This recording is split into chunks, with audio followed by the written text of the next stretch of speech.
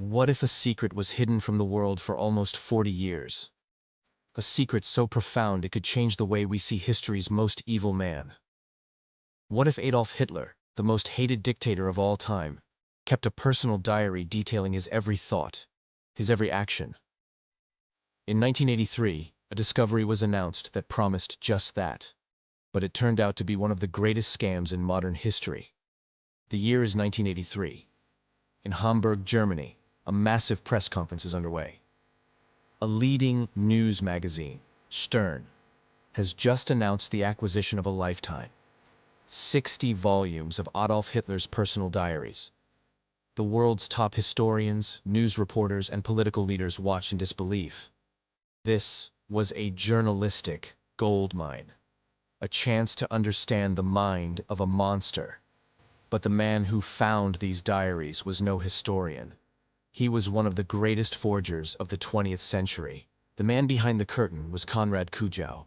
Kujau was a small-time criminal and a talented forger. He had a history of selling fake paintings and Nazi memorabilia. His clients didn't care much about authenticity. They just wanted a piece of history. But Kujau had a grander vision. He knew that the biggest money wasn't in small fakes. It was in a lie so big, it would be impossible to question. The story he created was cinematic.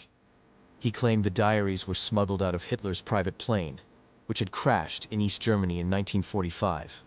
They were then secretly kept by a Nazi official and finally smuggled to the West. Kujau, playing the role of a secretive intermediary, presented the diaries as a treasure trove of historical documents. But Kujau wasn't a historian. He copied the contents from a cheap book on Hitler's speeches and writings.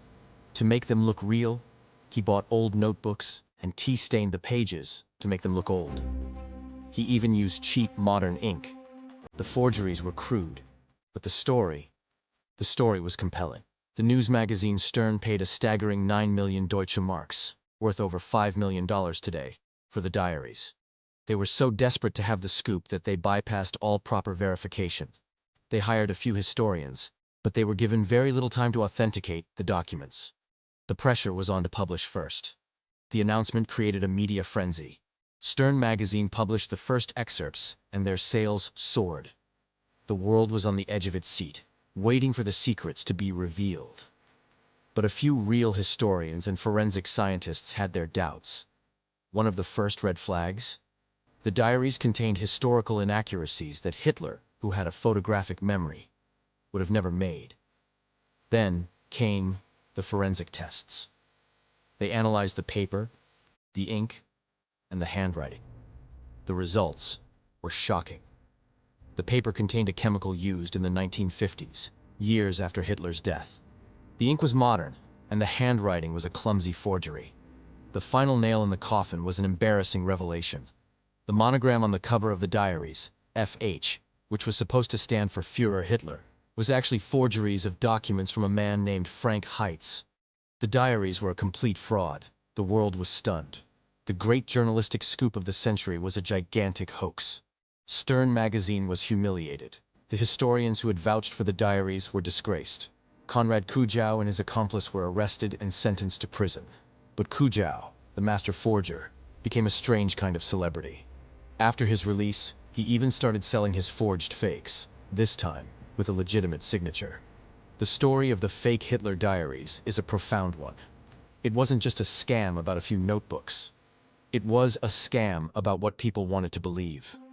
The world was so eager to see a human, vulnerable side of Hitler, to have a deeper understanding of his evil, that they were willing to overlook the obvious signs of a lie.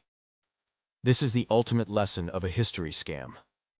When our desire for a sensational truth outweighs our demand for proof, we become the most willing victims. Because sometimes, the biggest scam isn't the lie itself. It's the lie we're desperate to believe. What do you think is the biggest lie in modern history?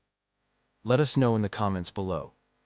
Don't forget to like this video, share it with your friends, and hit that subscribe button for more untold stories of history.